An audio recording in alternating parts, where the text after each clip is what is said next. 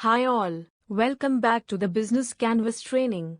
I hope you have enjoyed the earlier capsules of understanding startup phases and design thinking mindset. In this training capsule, we will understand the concept of stakeholder. Who are they? Why they are important for our startup? What are the different types of stakeholders? How to identify them and engage them constructively in our startup process. In the previous training capsule, we understood the design thinking process and how people are the central point of the design process. These people play as different types of stakeholders and we need to identify them regularly. If we miss to identify critical stakeholders and we may miss to understand and capture their need, this may result in our solution or product incomplete. Stakeholders are people, a group representing people, or an organization representing specific people. For example, for education industry, we can think of stakeholders as individual students, parents or government departments, etc. When we start our startup, we need to see what types of people, individuals may create an impact on my journey. Also, which type of people will get affected due to my solution. So it's both types of individuals and personalities who may impact or get impacted due to my startup. So high level we can have these impact groups as end users, decision makers, influencers, government bodies, investors, internal team, co-founders. The stakeholder analysis can be done with different frameworks. We will discuss a few in this session to have a better understanding of the personas we deal with and how to engage them. Refer to the image of the power and interest model where each person is analyzed based on power and interest he or she has. Low interest and low power. Here you can put fewer efforts and keep monitoring these stakeholders' changes to high interest and power. High interest and low power. Here the stakeholders have high interest due to possible inclination and usage but don't have much power to take decisions. As we talked about students who will have high interest but may not have the power to purchase any education solution.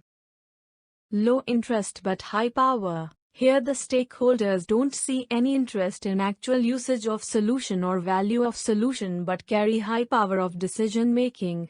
Here we need to keep them happy as they could be decision makers or key influencers. For example, for any education product, we can see parents who don't have much interest in the education solution but has the power to make decisions for their kids. They have the power to purchase. So we need to keep them satisfied with the right data/information and achievements. The last type of stakeholder is the one who has high interest and high power. For education products, we can see the education institutes who would be interested in the solutions as well will have the power to purchase it for their students.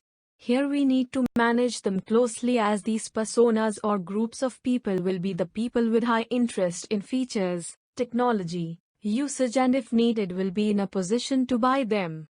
I hope now you have understood how to map and categorize the stakeholders based on their interest and power to purchase. With this analysis, you can plan your communication and engagement strategy for success. I hope now you have understood how to map and categorize the stakeholders based on their interest and power to purchase. With this analysis, you can plan your communication and engagement strategy for success. Here is another framework and model to do the stakeholder analysis. This is based on 3 factors: power, urgency, and legitimacy. Based on the combination of these factors, we can differentiate the stakeholders and their behavior. Dormant stakeholders, they have power but not urgency or legitimacy. Thus, the manager should be aware of them, but there is no need to plan for their communication needs. Discretionary stakeholders, they are legitimate but have no power or urgency.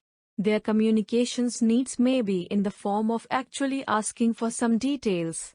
They may not need much attention. Demanding stakeholders, they are with urgency and their needs have to be met when asked for. Dominant stakeholders, Power and legitimacy overlap in this case. Dominant stakeholders have legitimacy and authority. Their communication needs must be taken into account.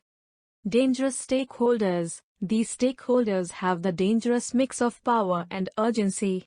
This combination of power and urgency makes them very useful for the welfare of the project, therefore their needs must be met.